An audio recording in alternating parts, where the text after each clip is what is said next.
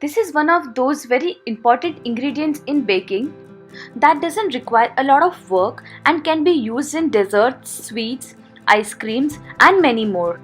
Hello and welcome to Bellytimberhouse.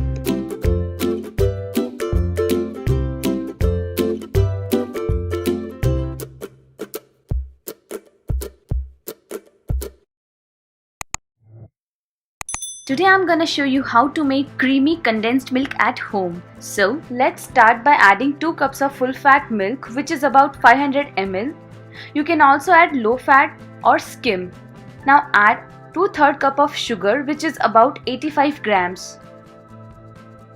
Make sure your gas is on a low flame so the milk doesn't stick at bottom of the pan. Stir continuously so the sugar doesn't crystallize at the bottom. Now let it simmer for about 30 minutes and stir in between.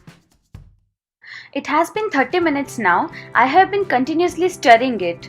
Now switch off the flame. You can see there is a lot of dry cream around the sides of the pan. Remove these using a spatula. This is to avoid any type of granules in your milk.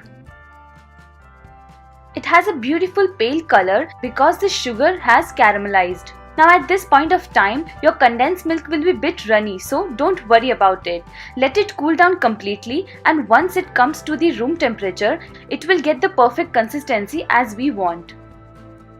Our condensed milk is ready. I hope you like this recipe. If you have any doubt about the recipe, do let me know in the comment section. If you are new to my channel and if you haven't subscribed it yet, please do it now.